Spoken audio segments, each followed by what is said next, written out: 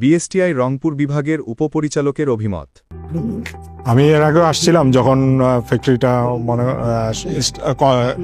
মানে কনস্ট্রাকশন অবস্থায় যখন আসছিলাম সবকিছু তখন মেশিনারি সেট আপ দেখিনি।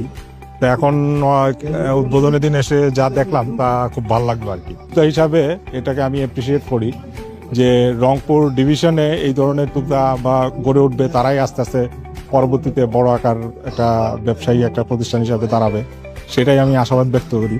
তো আমার বিএসসি তরফ থেকে যেই প্রত্যাশাটা সেটা হলো পণ্যের গুণগত মানটা যেন স্ট্যান্ডার্ড অনুযায়ী নিশ্চিত হয়, সেই বিষয়টাকে সবসময় খেয়াল রাখা এবং আলটিমেট কাস্টমার যেন ভালো একটা গুণগত মান সম্পন্ন পণ্য পেতে পারে, সেই জিনিসটা নিশ্চিত করেই এই কোম্পানি আরো এগিয়ে যাবে, এই প্রত্যাশাই আমার রইল।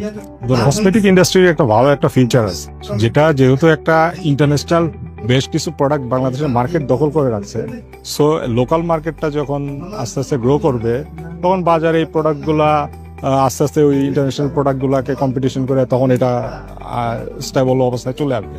আরেকটা ইস্যু আছে এই যে নকল কসমেটিক্স এর ইস্যুটা, যেটা গত পরশু দিনে আমাদের বিএসএফ প্রধান কার্যালয় থেকে বড় একটা অভিযান হয়েছে চকবাজারে, যে নকল কসমেটিক ধরা হয়েছে।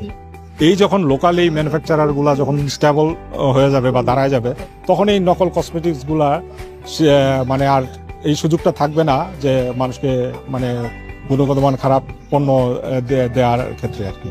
আর এই বিএসটিআই এই সাপোর্টটা দিয়ে যাবে এই সমস্ত ইন্ডাস্ট্রিগুলোকে, তাতে করে এই ইন্ডাস্ট্রিগুলো আরো দ্রুততার সাথে তাদের এক্সপানশন করতে পারবে বলে আমার মনে করি। Pure heart food and cosmetics এর আমি ভবিষ্যৎ খুব শুভ কামনা করি, যেন এটা অদূর ভবিষ্যতে আরো বড় আকারে একটা ইন্ডাস্ট্রি আকারে প্রতিষ্ঠিত হতে পারে, এই আমার আশাবাদ ব্যক্ত করি।